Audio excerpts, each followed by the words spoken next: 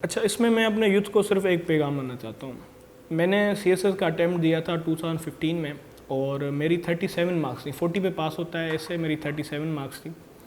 तो हम ये कहते हैं कि भाई जब हम 2 या 3 मार्क्स से रह जाते हैं तो हम ब्लेम करते हैं कि भाई एग्जामिनर ने शायद सही तरीके से चेक नहीं किया, वरना मैं तो पास हो जाता, मैंने तो अच्छा पढ़ा लिखा था।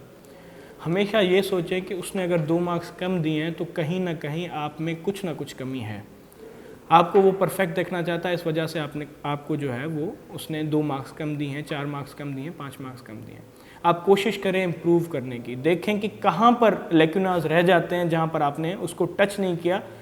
और मसला ये होता है कि जब भी आप ऐसे अटैम्प्ट करते हैं तो आप जो उसका सब्जेक्ट होता है, जो उसका टाइटल होता है, उसको आप ब्रेक करते हैं। आप पहले ये सोचते हैं कि जो है किस पॉइंट को वो आपको पूछना चाह रहा है और आप उस पॉइंट पे अपना पूरा ऐसे लिखते हैं। हम जो ख़ास करके हमारे प्रोविंस के बच्चे हैं, इंक्लूडिंग मी, हम ऐसे करते थे कि हम वेवर्ड लिखते थे। बात पूछी कुछ और है, लिख हम कुछ और रहे हैं, और फिर एक्सपेक्ट ये करते हैं कि भाई हमने तो 15-20 पेजेस लिख दिए हैं और पास नहीं हो सके। उनको मटेरियल के साथ साथ आपकी टू द पॉइंट होने की बड़ी ज़रूरत होती है। आप जब भी सीएसएस के जो भी एग्ज़ाम होते हैं, पीसीएस के एग्ज़ाम होते हैं, उसके बाद वो एक डिस्क्लेमर शोर करते हैं, उसमें वो आपको बता देंगे क्यों हमने बच्चों को फेल किया है।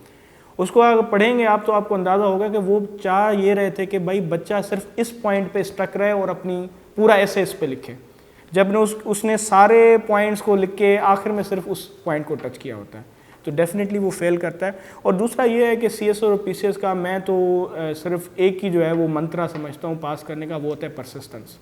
आप जो है गिव अप ना करें, आप कोशिश करते रहें, अल्लाह आपको कामयाबी देगा। मेरा मानना यही है कि अगर आपने मेहनत की है तो अल्लाह आपकी मेहनत कभी भी रायगा नहीं जाने देगा।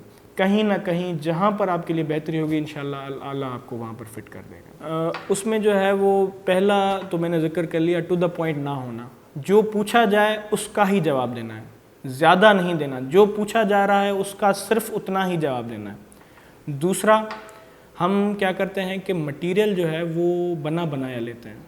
सीएसएस जो है, से for example we are dealing with the competitive exam, इसको पास नहीं करना। कॉम्पिटिटिव एग्ज़ाम का मकसद ये है कि 10,000 लोग बैठेंगे, उनमें से जो 100 सबसे ज़्यादा कॉम्पिटिटिव होंगे वही पास होंगे। कि आपको सबसे ज़्यादा कॉम्पिटिटिव बनना है, निराला बनना है दूसरों से।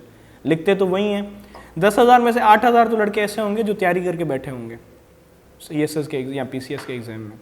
पास उनमें से 100 होना है, तो वो क्या मुनफरद लिख रहे हैं जिससे जो है वो उनको जो है वो एग्ज़ाम में कामयाबी मिल रही है। तीसरा ये पॉइंट है कि अपने आप को ब्लेम ना करें, मोटिवेट रहें। आपके जो सिबलिंग्स होंगे, जो पीयर होगा, वो आगे निकल गया होगा, आपको फील हो रहा होगा कि जो है वो ये आगे निकल गए, मैं पीछे रह गया हूँ, मेरे 3 साल ज़ाया हो गए। डोंट यू वरी, अल्लाह आपको इतना कुछ देने वाला है, ये समझ के आप आगे बढ़ें और इंशाल्लाह ताला वाकई आपको बहुत कुछ आगे मिलने वाला है।